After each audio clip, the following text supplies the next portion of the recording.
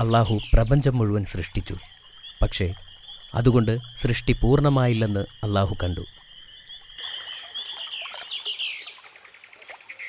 അതുകൊണ്ട് അള്ളാഹു മലക്കുകളോട് ഭൂമിയിൽ നിന്നും കളിമണ്ണ് ശേഖരിച്ചു കൊണ്ടുവരാൻ പറഞ്ഞു.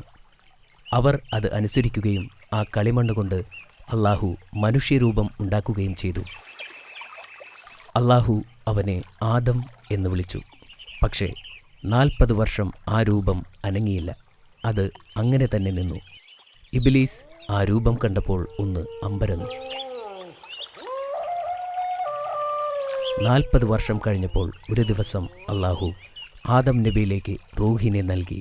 റൂഹ് ആദം നബിയുടെ തലയിലേക്ക് എത്തിയപ്പോൾ ആദം നബി തുമ്മാൻ തുടങ്ങി. റൂഹ് കണ്ണിലേക്ക് എത്തിയപ്പോൾ ചുറ്റുമുള്ള പഴവർഗ്ഗങ്ങൾ ആദം നബി കണ്ടു.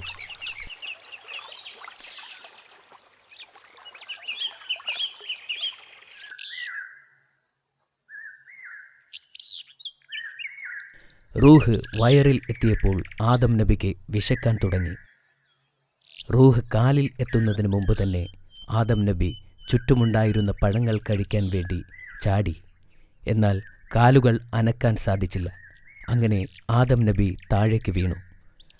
അള്ളാഹു എല്ലാ മലക്കുകളോടും ആദം നബിയെ പ്രണാമം ചെയ്യാൻ കൽപ്പിച്ചു.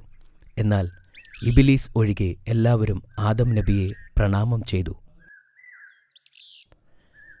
എന്നെ ഉണ്ടാക്കിയത് തീ കൊണ്ടാണ്, അതുകൊണ്ട് ഞാൻ തന്നെയാണ് ആദമിനേക്കാൾ കേമൻ എന്ന് ഇബ്ലീസ് അവകാശപ്പെട്ടു. അള്ളാഹു ഇത് കേട്ട് കോപാകുലനായി.